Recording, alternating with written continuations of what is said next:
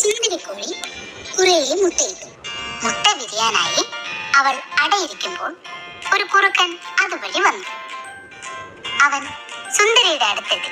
എന്നിട്ട് അവളെ പിടിച്ചു തിന്നാൻ തക്കം നോക്കി ചാടി. എന്താ ചേട്ടന്റെ ഭാവം? എന്നെ പിടിച്ചു തിന്നാനാണോ? സുന്ദരി ചോദിച്ചു. അല്ല പിന്നെ, ഒരു ചോദ്യം, കുറുക്കൻ വിചാരിച്ചു. ചേട്ടാ, ഈ മുട്ടകൾ വിരിയുന്നത് വരെ ഒന്ന് ക്ഷമിച്ചുകൂടെ? എങ്കിൽ 3-4 എണ്ണത്തിനെ കൂടി തിന്നാം. അതുകൊണ്ട് ചോദിച്ചാണ് കേട്ടോ. സുന്ദരി പറഞ്ഞത് ശരിയാണല്ലോ, കുറുക്കന് തോന്നി. മുട്ട വിരിഞ്ഞാൽ 3-4 എണ്ണത്തിന് തിന്നാൻ കിട്ടും. നല്ല ഉഗ്രൻ സദ്യ തന്നെയാകും. ശരി ശരി, അങ്ങനെ തന്നെ ആകട്ടെ. കുറുക്കൻ നടന്നകന്നു. ഒരാഴ്ച കഴിഞ്ഞപ്പോൾ കുറുക്കൻ വീണ്ടും സുന്ദരിക്കോഴിയുടെ അടുത്തെത്തി. ഓ സുന്ദരി, വേഗം പുറത്തു വാ. എന്താ, എന്റെ മുട്ടകളൊക്കെ വിരിഞ്ഞു? ഓ, വിരിഞ്ഞല്ലോ. ഞാൻ എന്റെ കുഞ്ഞുങ്ങളെ ഉറക്കാണ്. നീ എന്താ പറഞ്ഞത്? കുഞ്ഞുങ്ങളെ ഉറക്കാണെന്ന്?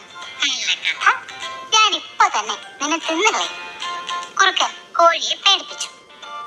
എടോ മരമണ്ടൻ കുറുക്ക, ഞാനിപ്പോൾ കൂട്ടിനുള്ളിലാണല്ലോ നിൽക്കുന്നത്. എന്നെ നീ എങ്ങനെയാ പിടിക്കുക?